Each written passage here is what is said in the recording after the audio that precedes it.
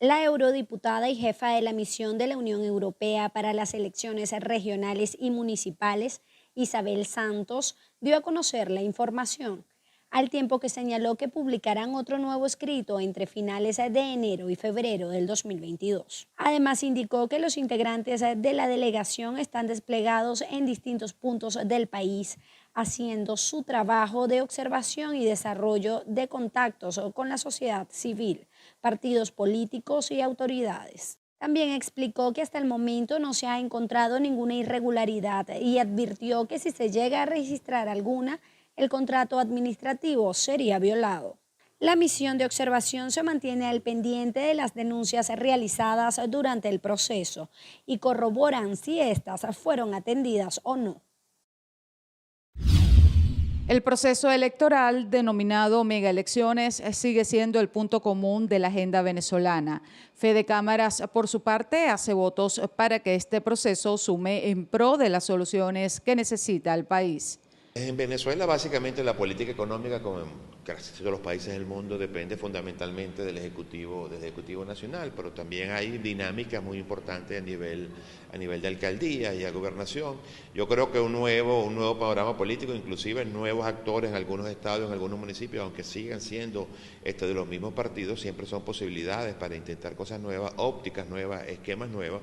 Y probablemente muchos van a llegar a estrenarse en estos cargos bajo la nueva realidad y el nuevo país en lo económico. Una economía muchísimo más pequeña, una economía que detuvo su caída, por lo menos lo que representa en la economía privada, y una economía que desde el sector privado está buscando soluciones del mercado para poder seguir activa.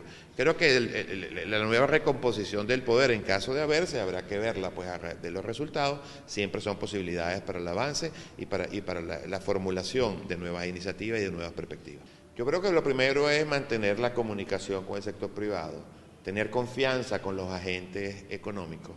Ningún país puede avanzar si no hay avance económico, y la economía en todas partes del mundo lo que recibe es estímulo. En Venezuela tiene que también recibir estímulo, apoyo, coordinación, comunicación cercana entre las autoridades en todas las instancias y los actores económicos para facilitar un tema que se ha vuelto muy complejo, no solamente por la realidad, digamos, económica, sino también usted sabe muy bien lo que ha afectado pues todo el tema de combustible y servicios públicos, que ha sido muy difícil, sobre todo en las regiones del país, como tú preguntabas, la movilización de los ciudadanos y llevar las mercancías de los sitios de producción a los sitios de consumo.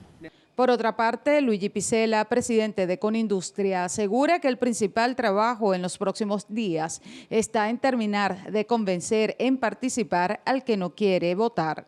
Yo creo que una cosa conlleva a la otra. Definitivamente es importante buscar el alimento, pero es muy importante elegir a nuestros gobernadores, a nuestros alcaldes, a nuestras autoridades regionales. Al final, ellas son las que conjuntamente con la industria van a generar las condiciones para que haya industria, para que haya empleo y para que se recupere el poder adquisitivo. El no ir no soluciona absolutamente nada, simplemente dejamos en manos de otros que elijan lo que ellos creen que eso debe ser. Los hechos hablan por sí solos. Cuando nosotros fuimos a escoger y la participación aumentó, se eligió a quien tenían que escogerse. Cuando te abstienes, le dejas a una minoría que ella escoja lo que todos nosotros queremos. Y ahí lo que queda solamente es la participación. Y te dicen, el 80% de los participantes escogieron a X o a Y. Y entonces, bueno, dejamos en manos de muy pocos lo que debe ser de muchos. Y el pasado nos ha dicho que no nos ha conducido a nada favorable, el hecho de que simple y llanamente no tomemos ninguna decisión. Picela asegura que solo en el voto está la herramienta para ser escuchados.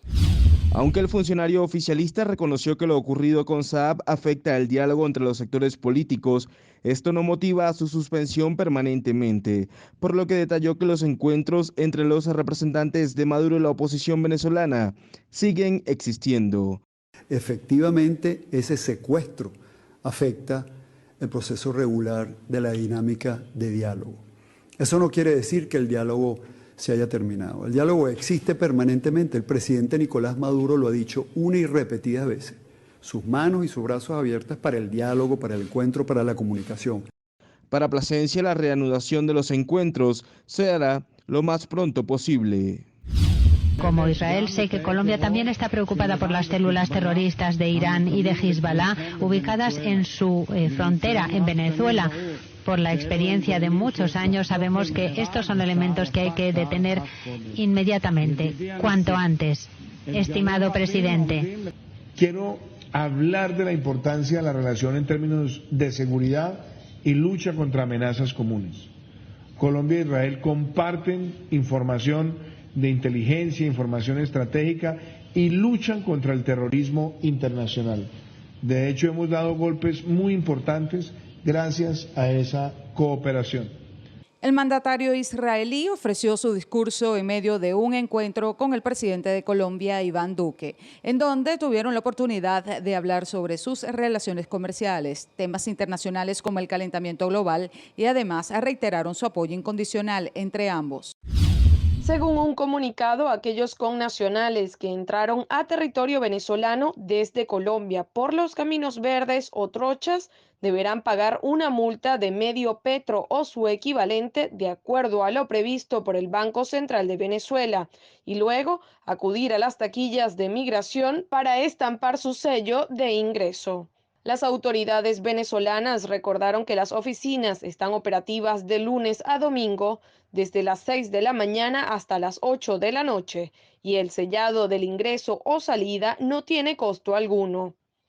Recordaron que los ciudadanos colombianos que ingresaron al país también podrán estampar su sello de salida sin problema.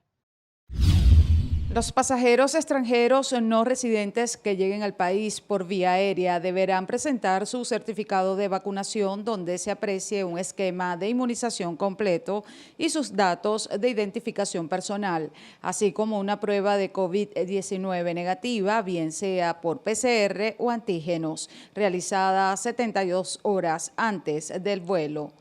Las vacunas aceptadas para ingresar son las autorizadas por la FDA y la Organización Mundial de la Salud. Janssen, Johnson & Johnson, Pfizer-BioNTech, Moderna, AstraZeneca, Sinovac, Sinopharm y Covishield. Por otro lado, los viajeros que no estén completamente vacunados, ya sean ciudadanos estadounidenses, residentes legales o miembros de los grupos de excepción, deben presentar una prueba negativa realizada 24 horas antes de su vuelo.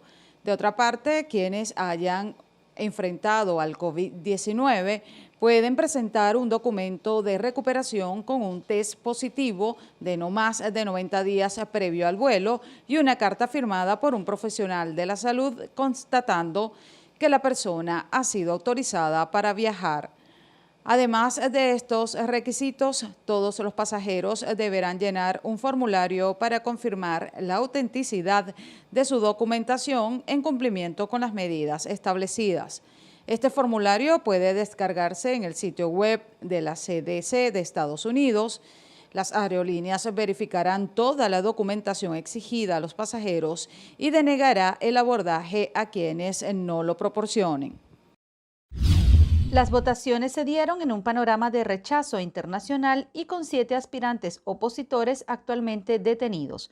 Una vez escrutados los votos de la mitad de las mesas electorales, la presidenta del Consejo Supremo Electoral, Brenda Rocha, precisó que en segundo lugar, muy alejado, se sitúa el candidato liberal, quien es señalado como colaborador del gobierno, Walter Espinosa, con 14,4% de los sufragios. En las calles de Managua, ondeando banderas rojinegras del partido oficialista y en medio de fuegos artificiales, música y baile, seguidores de Ortega festejaban en la Plaza de las Victorias, en el centro de la capital. Poco después de la publicación de estos resultados, el presidente de Estados Unidos, Joe Biden, calificó de farsa las elecciones de Nicaragua, mientras que el secretario de Estado, Antony Blinken, se refirió al presidente y su esposa, Rosario Murillo, asegurando que continuarán usando la diplomacia, las acciones coordinadas con sus aliados y socios regionales, las sanciones y las restricciones de visado. El jefe de la diplomacia europea, Josep Borrell, en una nota en nombre de los 27 países del bloque, aseguró que la integridad del proceso electoral fue aplastada por el encarcelamiento sistemático, el hostigamiento y la intimidación de precandidatos y líderes de oposición.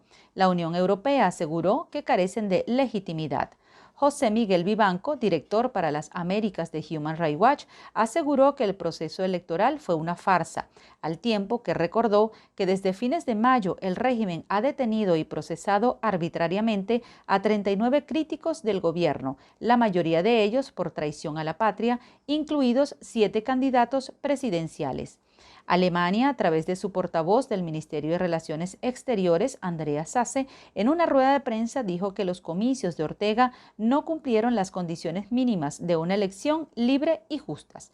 El gobierno chileno señaló que rechaza y no reconoce la legitimidad de las elecciones celebradas ayer en Nicaragua, las que apuntan a eternizar a Daniel Ortega y Rosario Murillo en el poder, consolidando un régimen dictatorial. El gobierno de Costa Rica anunció que no reconoce el proceso electoral realizado en Nicaragua por la ausencia de condiciones y garantías requeridas en una democracia para acreditar las elecciones como transparentes, creíbles, independientes, libres y justas.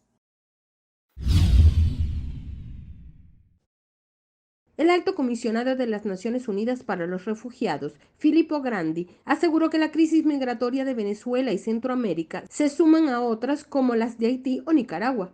Más de 5 millones son venezolanos, una cifra solo superada por los sirios que han salido de un país hacia otras nacionalidades o el continente europeo, mientras que en Centroamérica tienen cerca de 1 millón de desplazados en distintas naciones.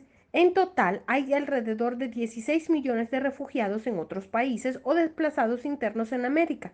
El representante de ACNUR aseguró que la violencia es una de las principales razones de la diáspora en América. Venezuela, según algunos economistas, pasó a convertirse en el país con los alimentos más caros de toda Sudamérica. Hicimos algunos recorridos por mercados y ventas de hortalizas en Caracas y esto fue lo que conseguimos. Cada 8 días. O sea, la verdura, ¿no? Gasto aquí en la verdura $10. Bueno, entre un poquito de queso, un pan de sándwich, $10. Compro 2, 3 veces a la semana porque uno vive, digamos, el día a día, ¿no? Antes uno compraba para 15 días, 3 semanas, ahora voy 2, 3 veces a la semana. Porque el presupuesto no alcanza, pues uno vive el día a día, recibe dinero, lo gasta básicamente en alimentos, es lo que gasta uno su presupuesto. Por lo general, semanalmente compro lo que es verduras y frutas, ¿ok? Y tengo un gasto promedio, bueno, me he llegado a gastar $50, $40, y hoy estoy acá y gasté 30 bolívares, ¿ok? No compré mucho, pero es un promedio, o sea, es considerable.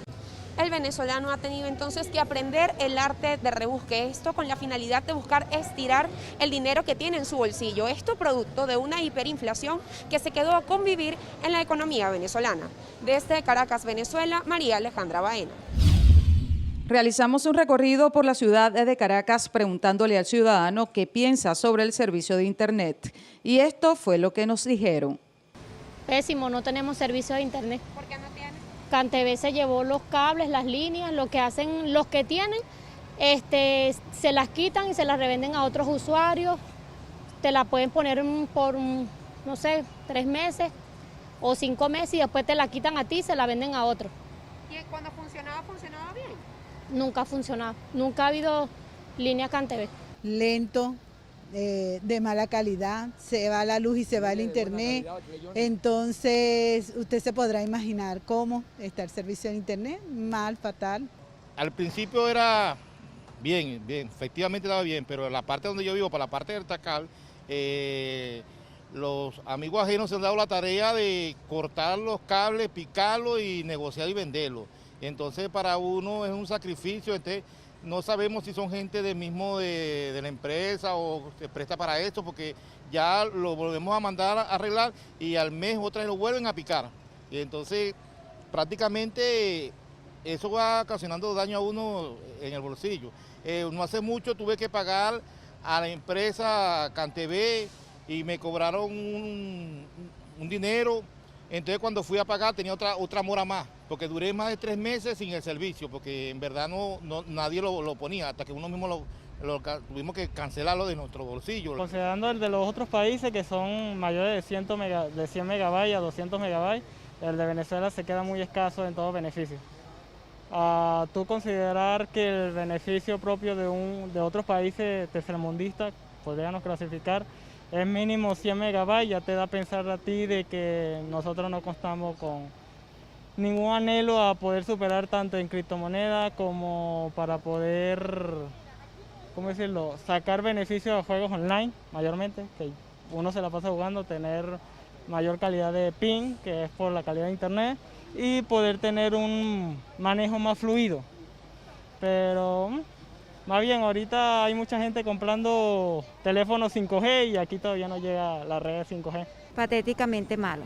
¿Por qué? Por ejemplo, en mi caso me lo quitaron sin ninguna razón, me siguieron cobrando y he ido en varias oportunidades y en ningún momento me han dado una respuesta efectiva. Hasta el momento no tengo servicio de internet.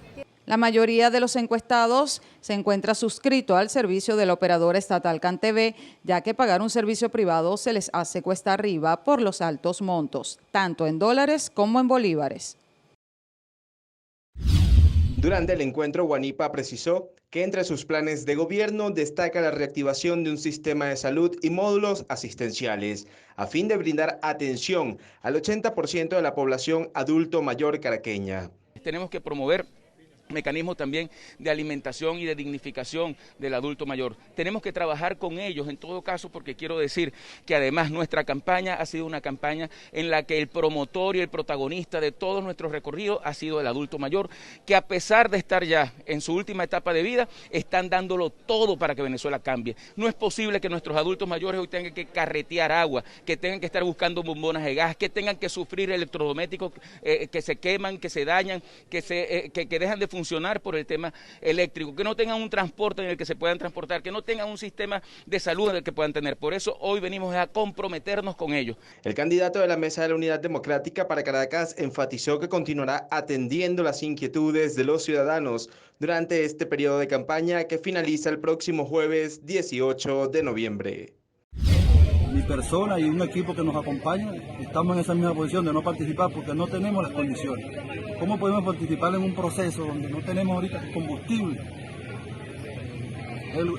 Los que están ahorita dirigiendo al país tienen el control total de la comida, de la gasolina, del transporte. Imagínate el municipio de Antonio Díaz, ¿cómo llegamos ahorita al municipio de Antonio Díaz si no hay gasolina? Entonces, por lo tanto, este proceso de elección no hay condiciones para participar.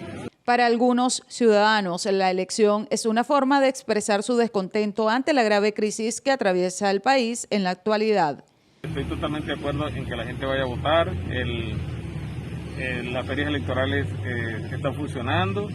Ya las visité, veo el proceso relativamente rápido en el poder de los candidatos. Y bueno, es un llamado a la población del Tana que acuda este 21 de noviembre a votar, porque en realidad necesitamos, pues, de una u otra manera, expresar nuestra opinión y la única forma de opinar es votando. Las personas que asisten a las ferias electorales les cuesta un poco familiarizarse con el sistema y extrañan el tarjetón con los candidatos como en años anteriores. Complicado para el que no agarra la práctica como tal, pero sí, cuando se explica muy bien, ya uno sabe cómo relacionarse con lo que es la parte del tarjetón. Ok, y allí se lo indican, le entregaron el tarjetón. Sí, acá, bueno, el tarjetón como tal. El dirigente de la causa R en el estado Lara, Alfredo Ramos, cuestionó el dinero que usan los candidatos para la campaña electoral. Consideran que la maquinaria solo puede ser costeada por el Estado venezolano. La denuncia viene acompañada del señalamiento que hizo la oficina regional del CNE en Lara, donde comenzará investigaciones por exceso de recursos. El único que está en capacidad de financiar esas campañas es el régimen de Nicolás Maduro. Por eso insistimos que a los primeros que hay que investigar son a los candidatos de Nicolás Maduro y por supuesto a sus socios que se han prestado para toda esta burla, para toda esta farsa electoral del 21 de noviembre, que son los alacranes y los cohabitadores. López Loyo explicó que combinar las vacunas es una opción para poder proteger a las personas con enfermedades crónicas o inmunodeprimidas. Además, señaló que representa una opción para los países que cuentan con pocas dosis del fármaco. También informó que la Organización Panamericana de la Salud estima que la vacunación en Venezuela es de 32.3%. Recordó que en algunos casos es necesario una vacuna de refuerzo. Eso significa que fueron cubiertos ese porcentaje con 2 dosis. Además, responsablemente digo que esto es una actualización que se hace todos los viernes. Deberíamos esperar lo que está ocurriendo en esta semana, pero el Estado dijo oficialmente hace 2 días que había llegado al 70%. Esta contrastación de cifras es algo delicado para nosotros, pero nosotros remitimos a la Organización Panamericana de Salud, quien tiene, digamos, la batuta por orden subregional de la Organización Mundial de mantener esta información. Las acciones fundamentales no son las coercitivas, sino las que incorporan a todas las personas al estudio, al trabajo, a la salud y al bienestar en los lugares en los que nacieron o residen, de modo que no se vean obligadas a abandonar sus pueblos por hambre o violencia y que únicamente emigren quienes deseen hacerlo, que la migración sea opcional y no forzosa. El mandatario mexicano anunció que hace días planteó una fórmula para controlar el flujo migratorio, una iniciativa que ha sido implementada en 3 zonas del país, la cual consiste en generar empleos para evitar que la población se desplace a otras naciones. Reiteró que esta iniciativa se podría aplicar en países como Guatemala, Honduras y El Salvador para frenar la migración de unas 330.000 personas. ¿Han votado todas las señoras y señores diputados? Resultado de la votación. Por la afirmativa 78 votos, 67 en contra, 3 abstenciones. Piñera es acusado por su vinculación en la polémica venta de la minera Dominga en el paraíso fiscal de Islas Vírgenes en una operación revelada en los papeles de Pandora. Los parlamentarios lograron reunir los 78 votos a favor que se requerían para que la acusación que busca la destitución del presidente de Chile avanzara hacia el Senado. 67 diputados votaron en contra y 3 se abstuvieron. Con este paso, el mandatario queda con prohibición de salida del país, pero puede seguir ejerciendo sus funciones hasta que la acusación llegue a la Cámara de Senadores, que actuaría como jurado para sellar el futuro de Piñera, primer presidente sometido a esta acusación en los 31 años de democracia en Chile. En el Senado se necesitan 29 votos para que se apruebe la acusación. Sin embargo, según diversos analistas políticos, esta no contaría con el respaldo necesario para que el presidente sea destituido porque la oposición tiene 24 escaños.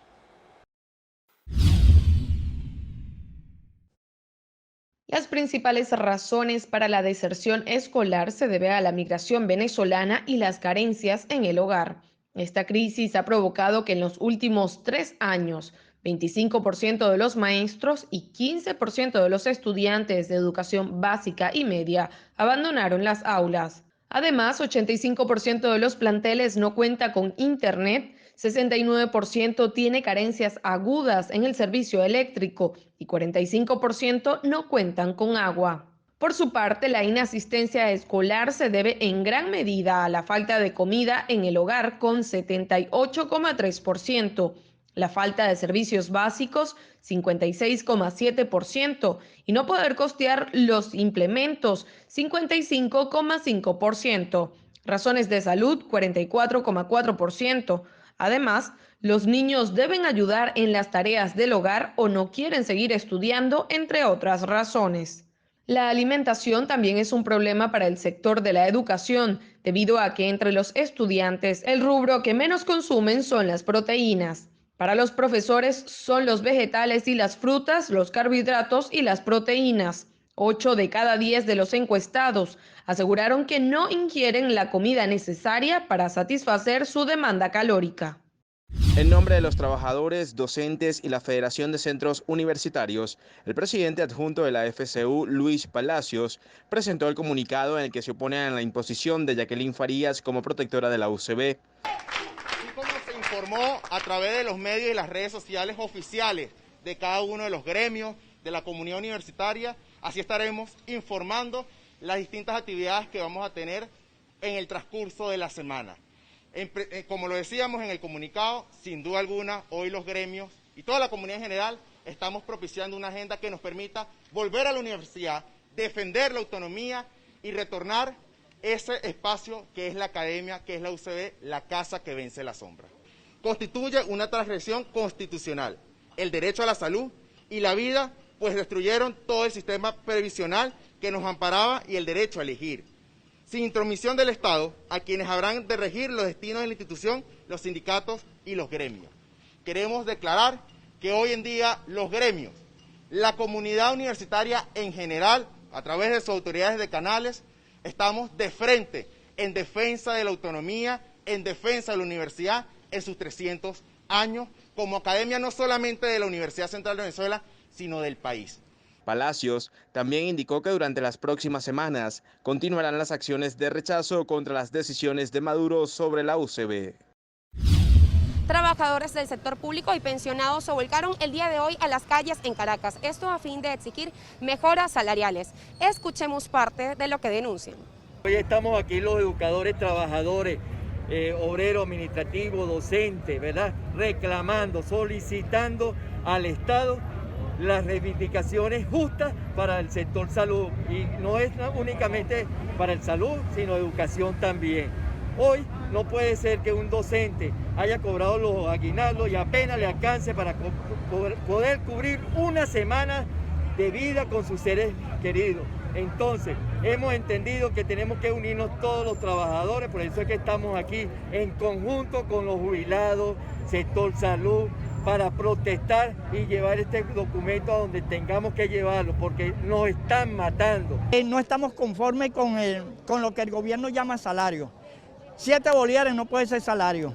Si yo gasto 2.000 bolívares en pasaje o 3.000 bolívares en pasaje, ¿cuánto me queda? 4.000 bolívares, 4 bolívares. ¿Qué hago yo con eso? No puedo comprar medicamentos, no puedo comprar comida. De manera que eso no es sueldo. Eso está bien para una persona que anda en la calle pidiendo y tú le das una colaboración.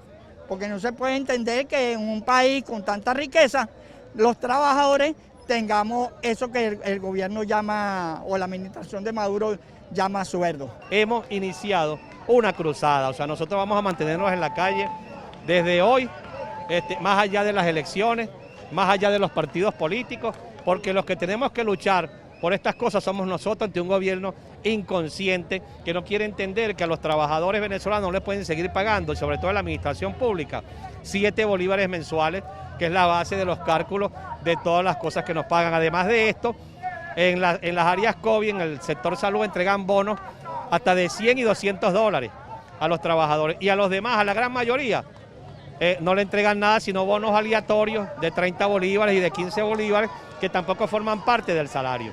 Entonces, ante esta situación, hay mucho descontento en la clase trabajadora, sigue la migración, y por supuesto nos corresponde a nosotros ocuparnos del tema social. Alguien tiene que ocuparse de ese tema tan sensible que lo que ha hecho es crear hambre y miseria en el país.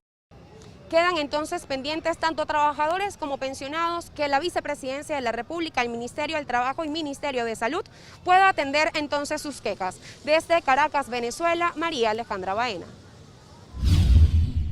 Los representantes de la comisión acudieron al almacén en donde se guardan las maletas que llevan las máquinas de votación que serán utilizadas en las elecciones locales y regionales del próximo 21 de noviembre. La comisión aprendió sobre el correcto funcionamiento de las maquinarias y su software y luego pasaron a la revisión de los equipos de forma aleatoria. Y lo que estamos haciendo es una parte del trabajo de, digamos, lo que corresponde al analista electoral, es observar cómo se preparan las máquinas de votación. Aquí en Venezuela lo que se usa es un sistema automatizado. Y nos explicaron cómo funciona ese proceso de configuración y cómo de aquí se cargan las máquinas y se despliegan a través del territorio nacional. La vacunación de niños y adolescentes contra el COVID-19 está en marcha en Venezuela. El gobierno anunció el lunes que la inmunización de menores de 2 a 11 años comenzaría en centros educativos con vacunas cubanas. El plan de inmunización de menores en el país sudamericano se lleva a cabo en 2 franjas de edad. Los niños de 2 a 11 años comenzaron a ser vacunados el lunes, mientras que los de 12 a 17 desde el 25 de octubre.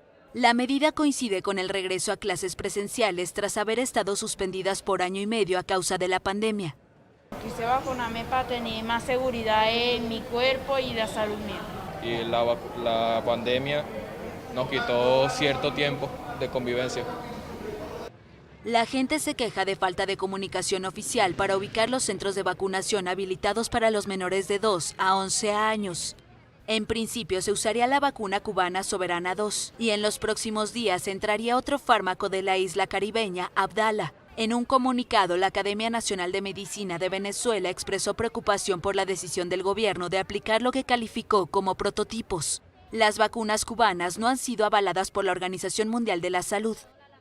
Mira, me enteré hace 10 minutos y vine rápidamente a vacunarlo, porque es una forma de protegerlo a él y proteger a las demás personas o a los demás niños que están con él, incluso a los docentes ahorita que se está incorporando a las clases. El inmunizante chino Sinopharm se aplica a adolescentes de 12 a 17 años. El gobierno asegura que 70% de la población ha sido vacunada, aunque la Organización Panamericana de la Salud estima que solo 1/3 de los 30 millones de habitantes ha recibido esquemas completos.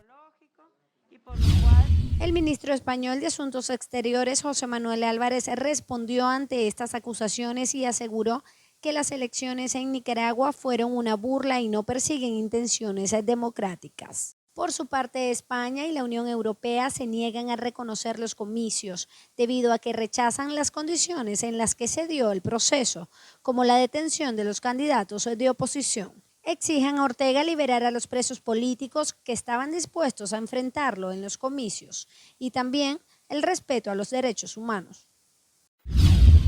El presidente de Estados Unidos, Joe Biden, firmó la ley Renacer sobre Nicaragua, aprobada de manera bipartidista el pasado miércoles por el Congreso. La ley de reforzamiento de adherencia de Nicaragua a las condiciones para la reforma electoral establece medidas de presión y revisión sobre decisiones económicas para presionar al gobierno de Daniel Ortega tras las elecciones del domingo, que el propio presidente Biden catalogó como una pantomima antidemocrática. Apelación rechazada. El Tribunal General de la Unión Europea ratificó el miércoles una fuerte multa al gigante digital Google por más de 2.400 millones de euros, a raíz del abuso de posición dominante en su mecanismo de comparación de precios en línea. El gigante estadounidense, al que la Comisión Europea le había impuesto la sanción en 2017, tiene ahora la posibilidad de recurrir a la máxima instancia europea, el Tribunal de Justicia del bloque.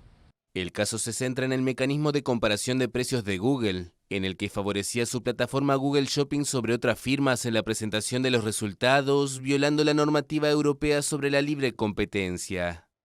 Por otro lado, Google obtuvo una victoria judicial en Reino Unido. La Corte Suprema Británica le dio la razón en una querella colectiva que lo acusaba de utilizar ilegalmente datos personales en iPhones y que le reclamaba hasta 3.000 millones de libras en daños y perjuicios para los usuarios. El máximo tribunal restableció una decisión de primera instancia que consideraba que la parte denunciante, liderada por el exdirigente de una influyente asociación de consumidores británica, no demostró que se infligieran daños a los usuarios.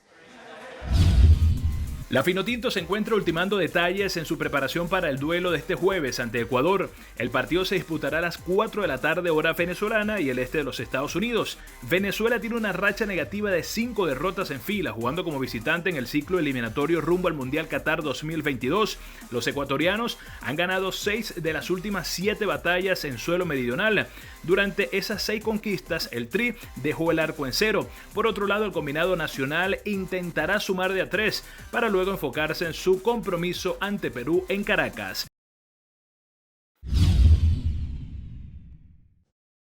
Del total de las protestas, 568 se registraron en septiembre, lo cual equivale a un promedio de 19 diarias. Esta cifra representa una disminución de 52% en comparación con el mismo mes del año pasado, cuando se documentaron 1.193 acciones de calle en todo el país. Además, 462 protestas en septiembre fueron en reclamo de los derechos económicos, sociales, culturales y ambientales, lo que equivale a 81%. Algunas de las manifestaciones que se contabilizaron fueron en el sector educativo, las cuales estuvieron protagonizadas por maestros, padres y representantes ante el anuncio del reinicio de clases presenciales, sin contar con garantías sobre el derecho a la salud y la vida. Entre los estados con mayor manifestaciones se encuentran Bolívar, que lidera el índice con 87, seguido de Lara con 60, Distrito Capital 37, Anzoátegui 34, Trujillo 34 y por último Aragua con 32. Entre los temas más exigidos durante las protestas fueron los servicios públicos, gasolina, seguridad social, transporte y el derecho a la salud. Y lo fundamental para todos es la verdad, la justicia, la no repetición, y que además, como estos son crímenes de lesa humanidad, violaciones sistemáticas de derechos humanos en situación de continuidad, que se detengan estas violaciones sistemáticas de derechos humanos, que se detengan estos crímenes de lesa humanidad que han sido denunciados. Entonces, el trabajo por delante es un trabajo de justicia, y ese trabajo de justicia que tiene que ver con llegar a la verdad, esclarecer la verdad de estas violaciones sistemáticas de derechos humanos. Almagro aseguró que confía en los procesos que se llevarán a cabo desde la Corte Penal Internacional para investigar los delitos de lesa humanidad en Venezuela. También hizo un llamado para que se permita el trabajo de la CPI y que no se politicen sus acciones. Además, el representante de la OEA aseguró que también se deben detener los crímenes de lesa humanidad en el hemisferio. Nosotros no vamos a entregar la Asamblea Nacional. Es mucho el riesgo que hemos corrido los diputados. 38 parlamentarios en el exilio, 170 diputados entre titulares y suplentes sometidos a algún tipo de persecución e incluso a prisión política.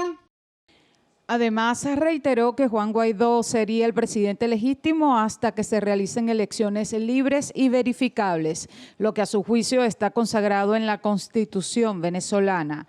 Al tiempo que explicó que estas elecciones no tienen las condiciones suficientes y a su vez llamó a consolidar la unidad de la mesa unitaria de la oposición. También reconoció el esfuerzo de los diputados del 2015 al ser perseguidos y tener que continuar con sus labores.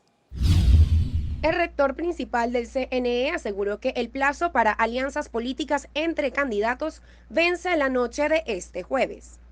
Bueno, nuestro sistema electoral es un sistema electoral, yo diría que bastante acorde, bastante bueno para estimular esas alianzas.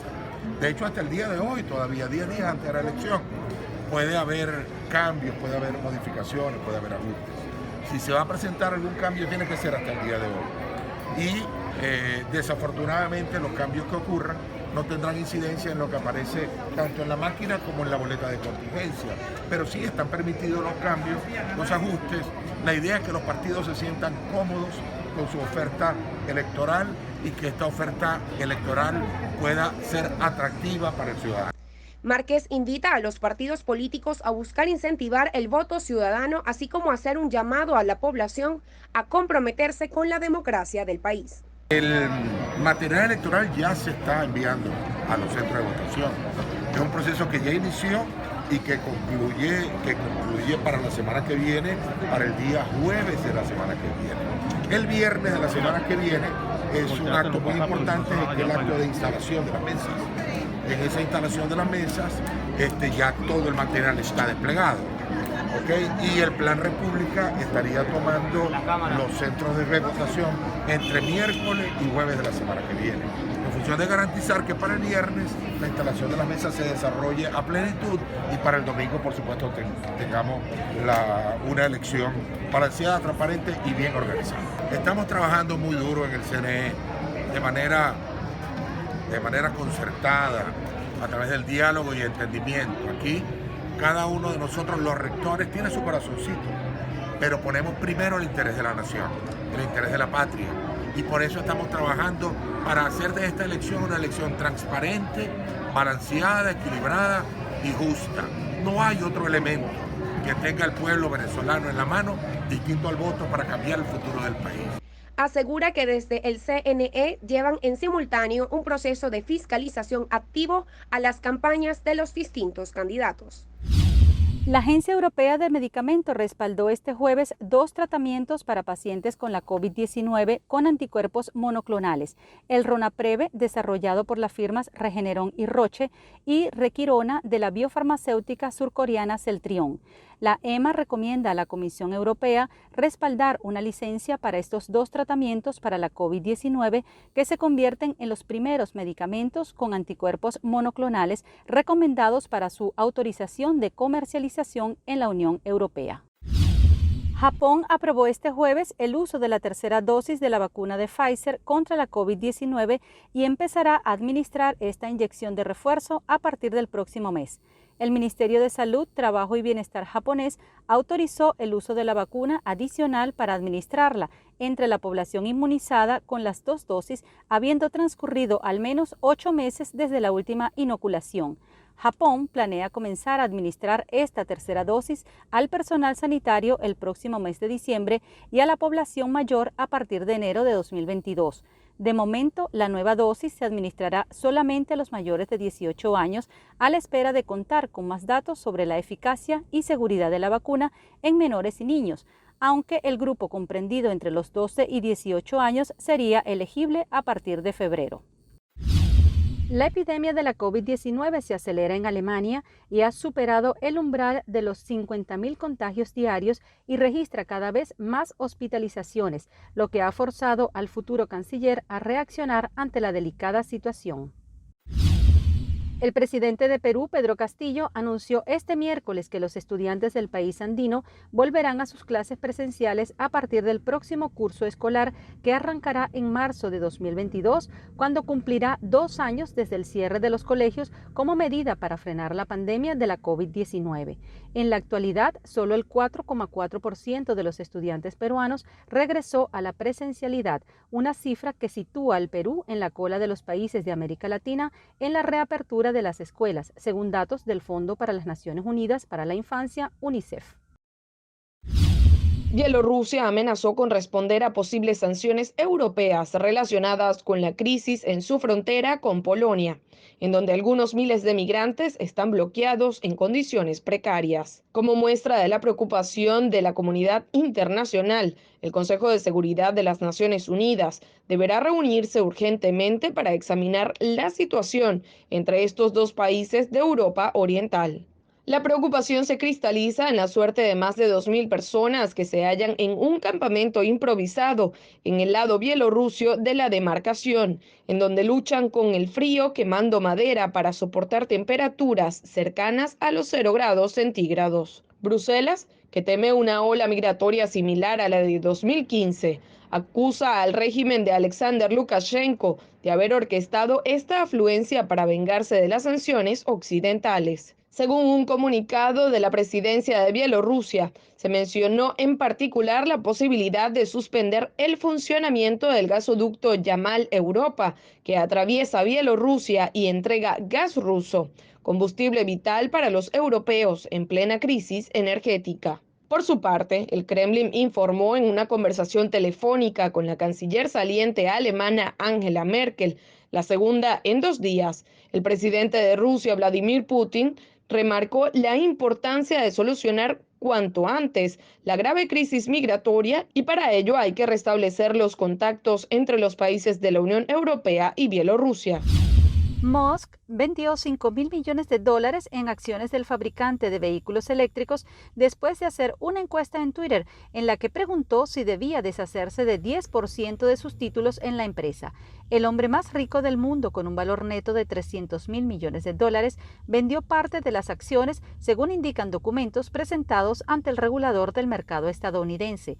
Pero los documentos no indican que hubiera actuado en respuesta a la encuesta iniciada el sábado, en la cual 57,9% 69% de los 3.5 millones de votantes respondieron a favor de que vendiera acciones. Además, vendió un conjunto de acciones por un valor de $1.100 millones para resolver obligaciones tributarias luego de que Musk ejerciera una acción de compra accionaria.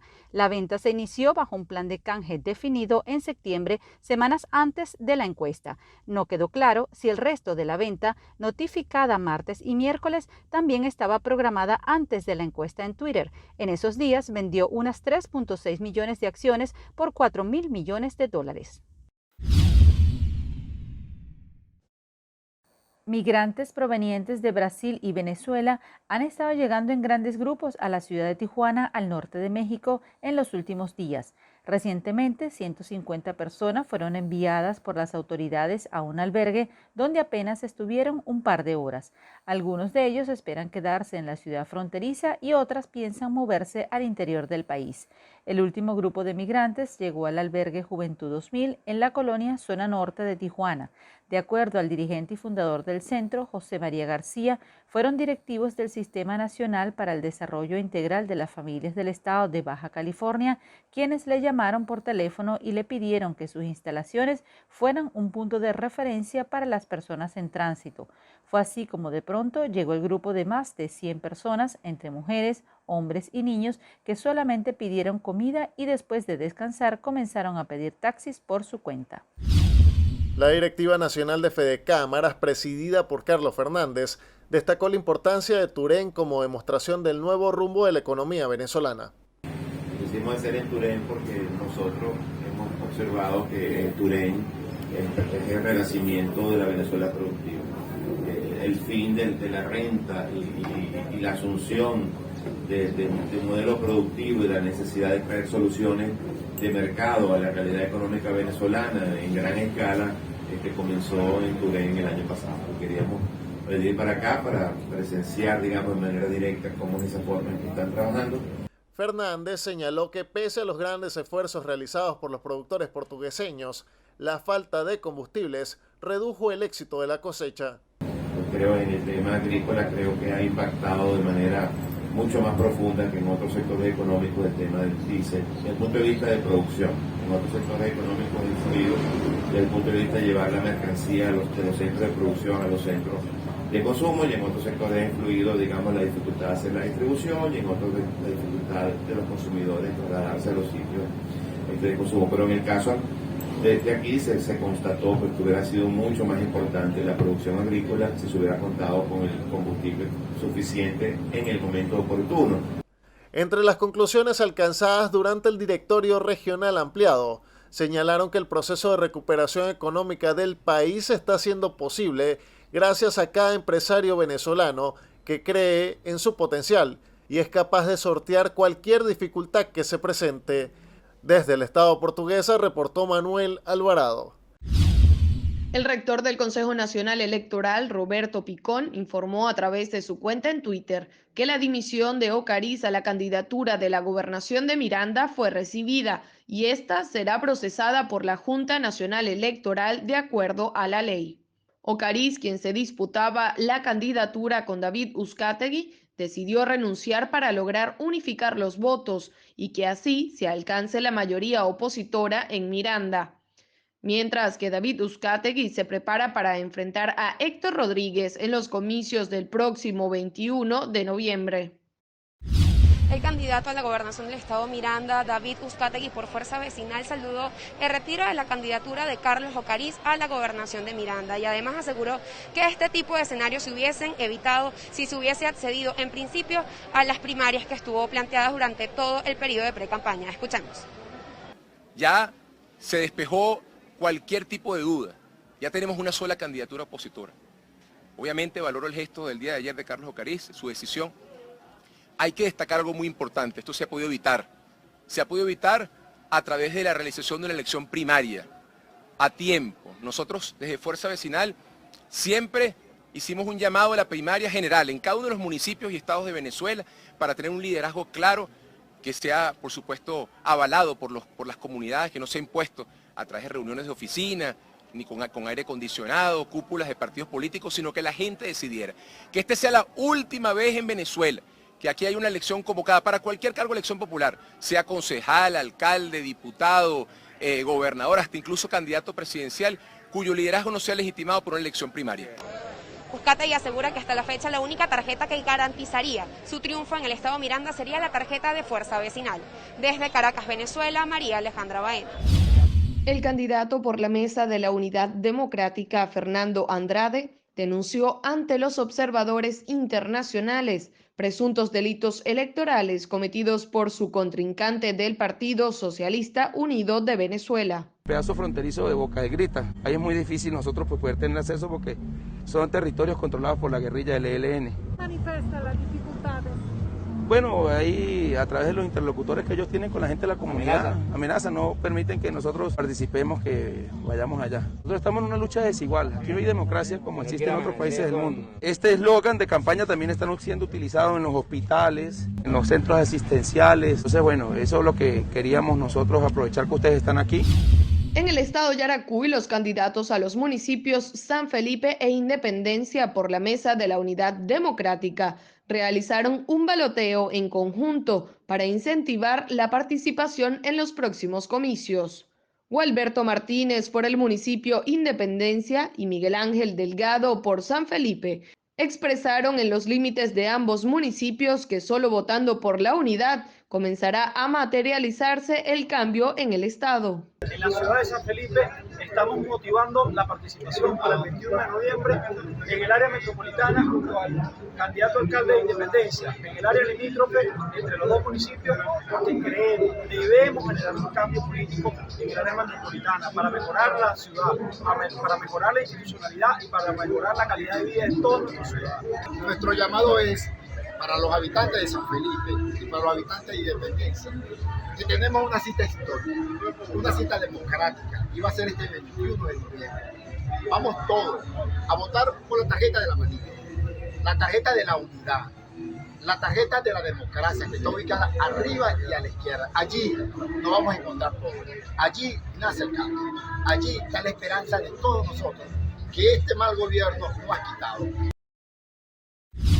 Esta medida se produce en un momento en que miles de migrantes, en su mayoría de Oriente Medio, están bloqueados en la frontera entre Bielorrusia y Polonia. La Unión Europea acusa a Bielorrusia de organizar estos movimientos de migrantes, entregando visados e incluso fleteando vuelos, con el fin de intentar crear una crisis migratoria en Europa, en respuesta a las sanciones internacionales contra el gobierno de Alexander Lukashenko. La vicepresidenta de Estados Unidos, Kamala Harris, de visita en París, denunció el viernes acciones muy preocupantes de Bielorrusia, pero Lukashenko, que cuenta con el apoyo de Moscú, rechaza las acusaciones. Las autoridades europeas intentan desde hace varios días frenar los arribos a Bielorrusia, contactando a países de Oriente Medio para convencerles de que impidan a estas personas embarcar en vuelos con destino a Minsk.